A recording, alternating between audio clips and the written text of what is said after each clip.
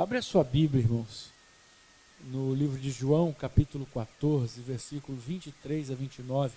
O tema da mensagem é a paz de Jesus. Maravilhosa paz que Deus nos dá através de Jesus. E essa é uma palavra que vem falar de paz. E paz tem a ver com quietude interior, né? Diz assim a palavra, João 14, versículo de 23 a 29.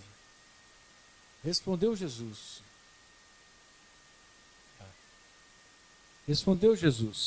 se alguém me ama, guardará a minha palavra e meu Pai o amará. E viremos para ele e faremos nele morada. Quem não me ama, não guarda as minhas palavras, e a palavra que estáis ouvindo não é minha, mas do Pai que me enviou. Isto vos tenho dito, estando ainda convosco. Mas o Consolador, o Espírito Santo, a quem o Pai enviará em meu nome, esse vos ensinará todas as coisas e vos fará lembrar de tudo o que vos tenho dito. Deixo-vos a paz, a minha paz vos dou. Não vou-la dou como a dá o mundo. Não se turbe o vosso coração, nem se atemorize. Ouviste que eu vos disse, vou e volto para junto de vós. Se me amasseis, alegrar-vos-íeis de que eu vá para o Pai, pois o Pai é maior do que eu. Disse-vos agora antes que aconteça, para que quando acontecer, vós creais. Querido Deus, nós pedimos então nesta noite que o Teu Espírito Santo esteja junto de nós, que o Teu Espírito Santo esteja falando ao nosso coração, ministrando a nossa vida nesta noite. Por isso, cerca este lugar para que nós possamos, de tudo que ouvirmos, tirarmos aquilo que é perfeito segundo o Teu propósito. Nós te agradecemos em nome de Jesus. Amém. Amém, né, irmãos? Glória a Deus por essa palavra, porque essa palavra ela vem nos lembrar que o nosso relacionamento com Deus passa pelo amor. A antena de sintonia da intimidade do homem para com Deus é o amor. Não é sequer a intercessão, não é o cântico, não é a adoração, é o amor. É o amor que nos sintoniza com Deus, né? Isso, faz isso mesmo, Catiúcia. Dá licença, deixa eu sentar perto da minha bênção, né? É isso aí. Estávamos ali felizes, né? O Igor vai passar, vai se casar, vão ter 12 filhos e vão assim, né? Assim corre a humanidade, não é isso? Irmãos, então a paz que o Senhor nos dá é resultado da nossa intimidade com Deus. E essa intimidade passa pelo amor, não passa pela expressão que você faça, pela canção, não, passa pelo amor. E aí Jesus está falando isso, se alguém me ama, guardará a minha palavra e meu Pai o amará. Relacionar-se então com Jesus é estar em intimidade com a Trindade. E aí Deus promete uma coisa, que Ele vai mandar o Consolador. O Consolador vai nos ensinar as coisas e também nos lembrar de outras. E isso é o que está acontecendo na nossa vida. Deus pouco a pouco vai nos ensinando coisas novas e também vai nos lembrando coisas antigas que a gente esquece. Mas o que é principal, o que é essencial para a gente gente sempre se lembrar dessa palavrinha tão pequena, mas que Jesus oferece de uma forma tão grandiosa e fala assim, a minha paz eu vos dou. Eu não dou como a dá o mundo. O mundo dá uma paz, uma maneira, mas Jesus dá outra paz. Que paz é essa que Jesus dá de uma maneira tão diferente da paz do mundo? A paz do mundo é uma paz construída mediante circunstâncias externas, né? Então, às vezes, você sonha ter um pouco de paz. A pessoa fala assim, eu quero paz, eu quero uma casa no campo, eu quero sair, me refrescar, viver em tranquilidade. Mas essa paz, ela não consegue alcançar a nossa intimidade, o nosso coração. É muita coisa dentro do nosso dia a dia, trazendo esse movimento, né? Muitos conflitos pelo mundo, né? Coisas inesperadas. Ontem, por exemplo, nós assistimos o filme Tem o Seu Jane, né? Que é No Olho do Turbilhão do Furacão, né? Se vocês puderem ver, vejam, mas vejam num dia de sol claro, entendeu? Porque senão você vai ficar com um pouquinho de medo, é tenso o filme, né? Mas inesperadamente as coisas acontecem como um furacão. Eu estava vendo ontem o filme, as pessoas estavam lá na formatura, de repente vem aquele furacão. Eu nem entendo, mas já agradeço a Deus porque que isso acontece para lá e não acontece por cá. Mas algo assim, um fenômeno da natureza assim terrível, e que de repente tira a sua paz. As coisas inesperadas, elas tiram a nossa paz, amém? Coisas que vão acontecendo e tiram a nossa paz, e a gente precisa pedir ao Senhor exatamente que a paz que Ele nos dá não dependa das circunstâncias. A paz do mundo depende da circunstância. A paz que o mundo te dá, ela depende de salário, depende de emprego, depende de casa, depende de um monte de coisa que esteja indo bem. Mas a paz que Jesus nos dá, ela supera a todo entendimento, porque você consegue falar: Senhor, coloca a tua paz no meu coração, mesmo em meio a essa tempestade. E a gente vive em meio de muitas tempestades, amém? E cada um de acordo com a sua idade, né? A gente vê muito isso, né? Cada um de acordo com a sua idade. Se eu olhar assim, cada um daqui assim, eu consigo ver mais ou menos uma cronologia de problemas, né? E só vão acontecer em determinado tempo. Na juventude, está lá, está a Ana lá passando pelas provas dela, né? Dificuldade, faz isso, estuda. Está um outro estudando, fazendo pós-graduação, como a Thaisa, está outro a questão de emprego. Então, cada um de nós vai tendo essas dificuldades, outros menos, outros mais, mas todos nós passamos por dificuldade. Olhar o Igor fazendo a prova hoje, né? Então, cada um de nós enfrenta trabalhos e dificuldades, né? Trabalhos e dificuldades, coisas que nós temos que decidir naquele momento. Você está dentro do seu trabalho, está lá entre duas coisas diferentes que você tem que decidir. Essas circunstâncias não podem ter a capacidade de tirar a paz do seu coração. Porque a paz de Jesus vem de uma questão muito simples. Deus está trabalhando, amém? A circunstância que acontece de imprevisto, ela te alcança, mas você vai dizer para aquela circunstância: olha, Deus está trabalhando. Deus está trabalhando.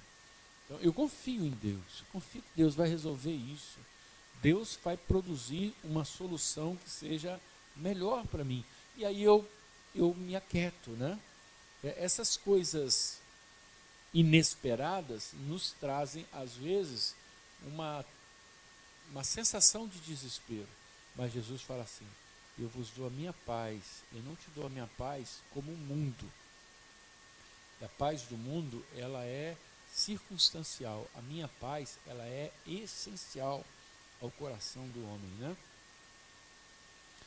E a gente vive no nosso cotidiano os confrontos, as dificuldades, tudo isso a gente coloca debaixo da mão poderosa do Senhor. Tiago 4, versículo 1 diz assim: de onde vêm as guerras e contendas que há entre vocês?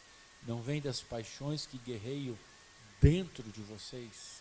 Olha como que Tiago está colocando a coisa. Tiago 4, versículo 1. De onde vêm as guerras e contendas que há entre vocês? Não vem das paixões que guerreiam dentro de vocês? Então, o que Tiago está falando? As guerras, elas começam dentro. Né? Começam dentro. Quando você olha, por exemplo, aqueles países que estão lá violentamente agindo, por que agem assim? Porque são pessoas que estão longe da paz do Senhor. Tiago 4:1, então, está explicando para a gente que nada do que está acontecendo fora está longe daquilo que está acontecendo dentro. Quer dizer, a gente que vive em guerra dentro, O resultado é que haja fora também a mesma coisa. Eu preciso apaziguar o meu coração na presença do Senhor. Aliás, todas as coisas que a gente vive, mais ou menos expressam quem nós somos. Já falei para vocês aqui que eu, quando fiz o meu estágio, eu dei aula num colégio aqui, que eu nunca mais voltei e nunca mais quero voltar. Se Deus me permitir, me livra disso, Senhor. É ali no Morro do Estado, né? Você já está compreendendo, Colégio do Estado, no Morro do Estado. E a pessoa que foi dar estágio comigo se chamava Ermelinda e era evangélica. E ela chegou lá toda de preto, vestida de preto, com uma varinha na mão, que foi uma coisa terrível para tentar controlar aquela turma com aquela mulher. Quer dizer, na verdade, aquilo que ela vestia era aquilo que ela era por dentro. Também as nossas casas são assim também, né? Quando você olhar uma casa muito arrumadinha, muito limpinha, muito controladinha, não sei o quê, você começa a fazer uma leitura dos moradores, né? É igual, você chega na casa, está lá a Bíblia, colocada lá na estante, né?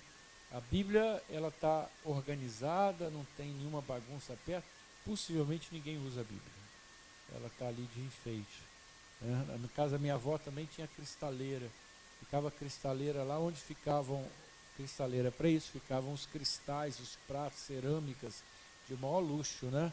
Muito encantador. Eu até perguntei dias passados para minha mãe, mamãe, aquelas peças, a própria cristaleira, ninguém sabe quem é que levou aquilo. Minha avó morreu, levaram aquilo, né? E a gente comia num pratinho de metal na casa da vovó. Quer dizer, para que servia a cristaleira? Para dizer, a gente tem, né? Não usa porque não quer, mas a gente tem. E a gente na nossa vida espiritual é assim. Muitas vezes aquilo que você está vivendo por fora, você tenta resolver por fora, mas devia estar resolvendo por dentro, que é por dentro. A paz do Senhor, quando a gente fala assim, a paz do Senhor, você está desejando que a pessoa tenha princípios de confiança no Senhor, amém? Só quem tem confiança no Senhor tem paz no Senhor. Quando Jesus fala, a minha paz eu vos dou, ele está falando exatamente isso, que o amor nos une ao Pai. Se nós amamos ao Pai, nós fazemos de acordo com a palavra do Pai, e aí você tem paz, paz no seu coração. Então aquilo que está dentro é a expressão do que está fora, ou vice-versa, né? E qual é a origem? É claro que tudo isso é muito bacana da gente falar, e a gente precisa especificamente refletir qual a origem dessa discórdia. E essa palavra discórdia é uma palavra muito interessante, porque se você parar, de onde vêm as discórdias? Cordes é coração, vem de coração dividido, né? Onde há coração dividido, há guerra, né? Há guerra. E é preciso primeiro você juntar o coração, colocar o coração inteiro para que você possa ter uma vida de paz em Jesus.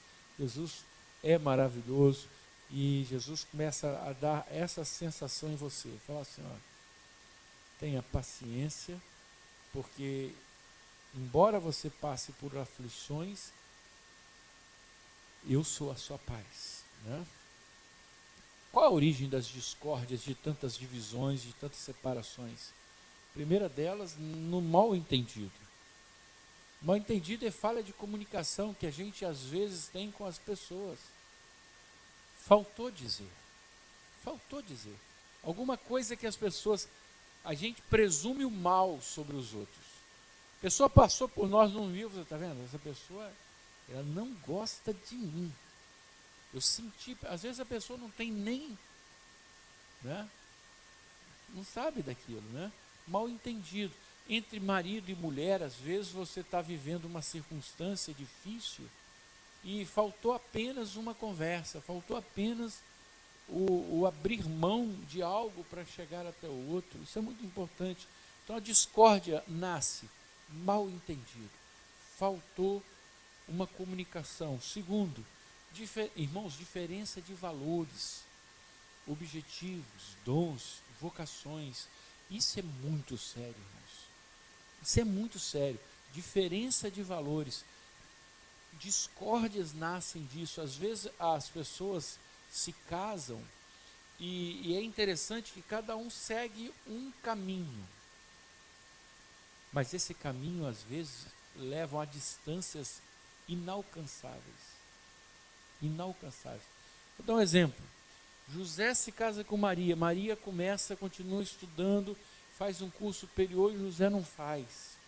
José sai toda noite, vai lá para o botequim, toca sanfona, volta para casa e a Maria está seguindo o rumo dela. Vai chegar um ponto que a discórdia vai acontecer por ausência de comunhão, de experiência, né?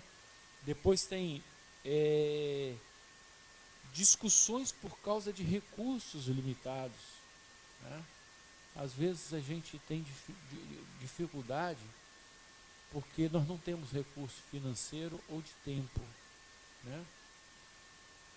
Que às vezes o pai não consegue alcançar a vida do filho por falta de tempo, e às vezes o filho não consegue alcançar a vida do pai por falta do dinheiro, porque o filho está cheio de projetos, mas os projetos passam pelo custo financeiro e o filho não consegue.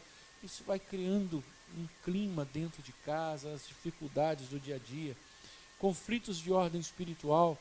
Irmãos, eu não vivo isso, glória a Deus, na minha casa, mas na casa dos meus pais eu vivo. Quer dizer, a dificuldade de você viver num ambiente homogêneo espiritualmente. Você às vezes está num ambiente onde outras pessoas não são cristãs. Porque a gente às vezes fala assim, fecha a porta da sua casa contra a ação do inimigo. Desde que você tenha a chave, às vezes você não tem a chave.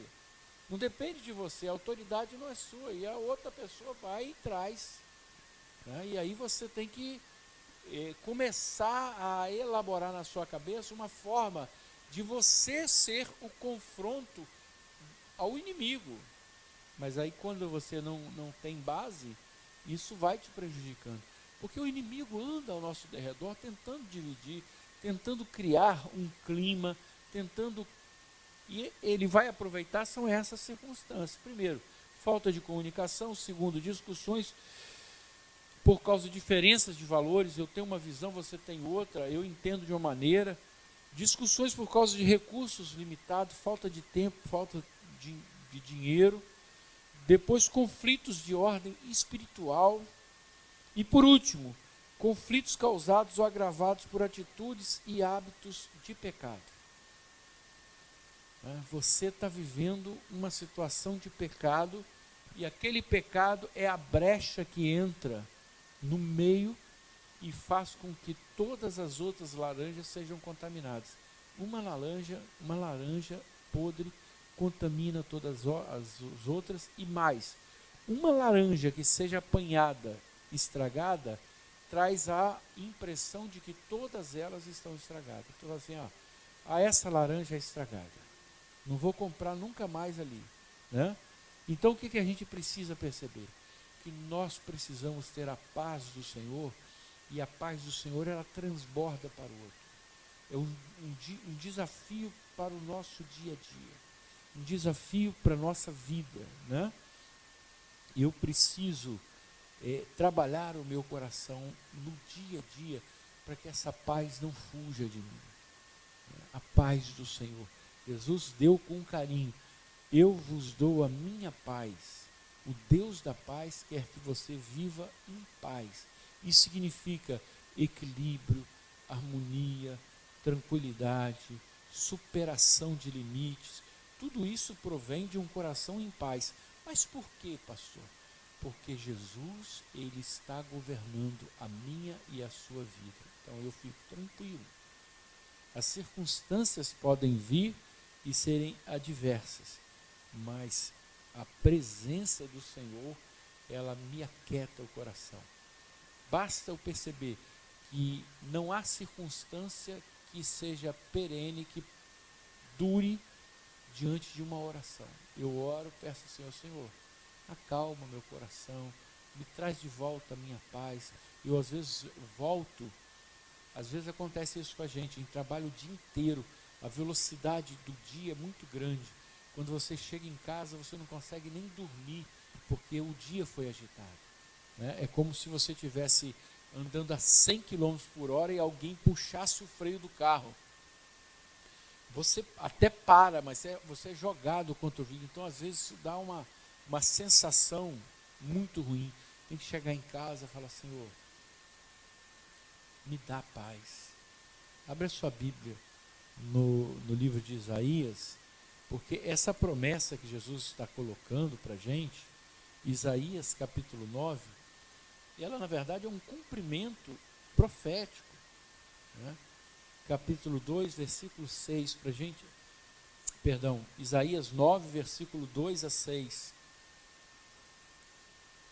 Você vai ver que quando Jesus fala isso, a minha paz eu vos dou, ele está cumprindo uma palavra profética que está em Isaías capítulo 9, versículo 2 a 6, que diz assim: o povo que andava em trevas viu grande luz, e aos que viviam na região da sombra da morte resplandeceu-lhes a luz.